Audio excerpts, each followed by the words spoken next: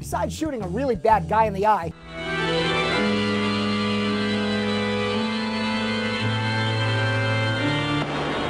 nothing brings out American pride more than the Indy 500.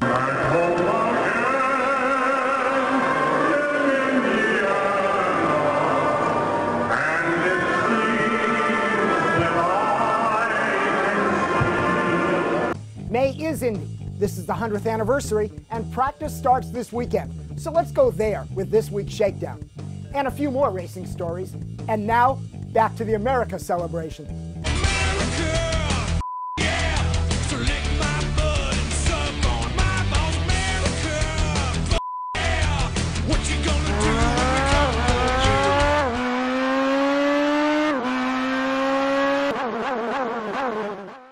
for you? Really? First, thanks for your comments last week on our 3 days of FLD. And thanks, Derek D., for letting it happen. But that was not my grandstand move to get on those American TV car shows. History Channel's Top Gear starring Adam Ferrara and Speed TV's upcoming show starring Adam Carolla. Oh my God, I just cracked the US TV car show code. To be an on-air star with autos, you need to be an Adam, a comic, Italian, and be named after a car. So I'm changing my name to Adam Pagani. The other change I'm making is I'm giving the Indy 500 another look, because IndyCar is really trying to make something better happen for American racing. Now, I remember as a kid forcing my dad to take me to the movie theater to watch the Indy 500, because before TV, that's where the race was shown live. And now, all these years later, every Memorial Day, I still go to the movies, because staying home to watch the current version of the 500 is, well, it's unwatchable. To start, the last 10 years have been predictable racing. Except for 2004, every 21st Century 500 has been won by teams Penske, Ganassi, or Andretti. And also predictable has been the low quality of driving talent that apparently thinks the number 500 is the suggested number of crashes in the race.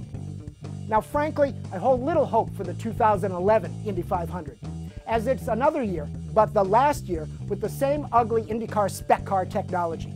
But using the 100th anniversary as a backdrop, IndyCar rolled out its concept of the new 2012 IndyCar to show change is coming.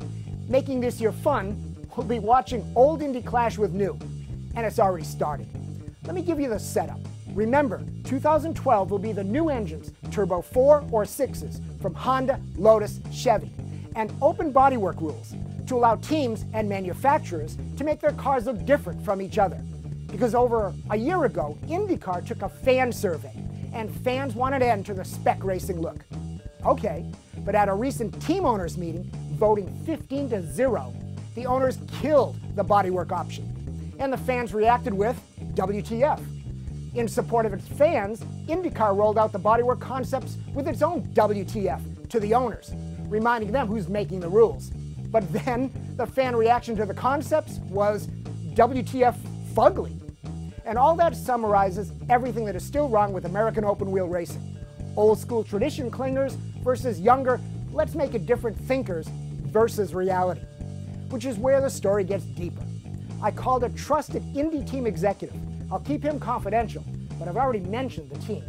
Turns out the reason the owners voted no to the bodywork was they don't think the proper design work can be done in time. So their racing instinct said, wait a year. And another Indy timing issue? Lotus partner Cosworth will not be building the Lotus Indy engine. Judd got the deal. Now, I was told by a close to that reality source the issue again was time. Not enough to design the Lotus engine properly. And the Indy 500 race, I predict Penske wins. It's his turn. So on May 29th, I'll see you at the movies, because if I want to watch a predictable, repetitive storyline, Hangover 2 opens May 26th. Quick NASCAR aside, that Indy source also talked about the recent NASCAR meeting on their 2013 cars. Those cars will look like real cars and be different from each other. Now, Chevy isn't saying if Camaro will race, but the reason Camaro is not in the Nationwide Cup versus Mustang and Challenger is because the current NASCAR spec roofline effed up the Camaro look, according to GM. But that problem goes away in 2013, so yeah, but knowing GM, they'll probably race the Malibu anyway. But Camaro is racing in Formula Drift, and a second one debuted with Gary Gardella's Mobil 1 Red Bull team at last week's Atlanta event. In the open space of a real road course, down the hill, through the chicanes and out, some of the cars were hitting 90 miles an hour on entry.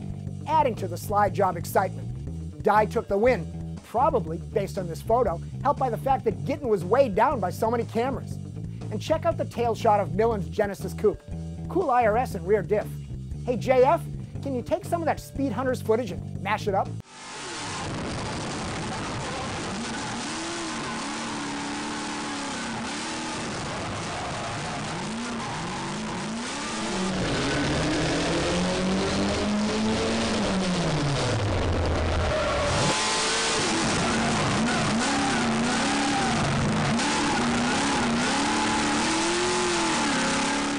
Now, I was going to excite you with video from the Mini Cooper rally car debut in WRC. Here's a quick clip of their video.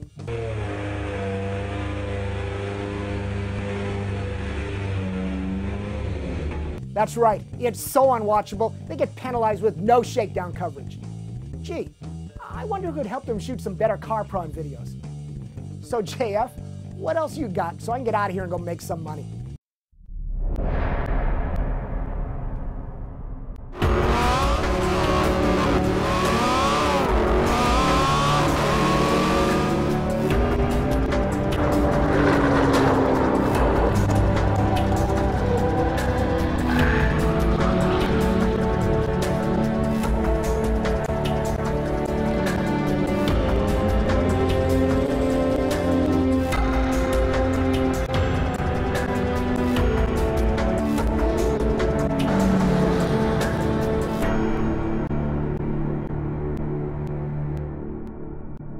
Used to love the names of the old IndyCar entries, like the Sugar Ripe Prune Special.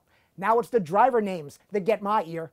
The 2011 500 has Scott Speed, and first Chinese driver Ho Pin Tung, which apparently confirms how Chinese name their kids. Throw silverware down the stairs and use that sound. It's Ching Clang Ping with a new Indy track record. Hey Adam Ferrara, you know that's a Mom's Mabley joke. Ow, we're living in the fast lane, baby.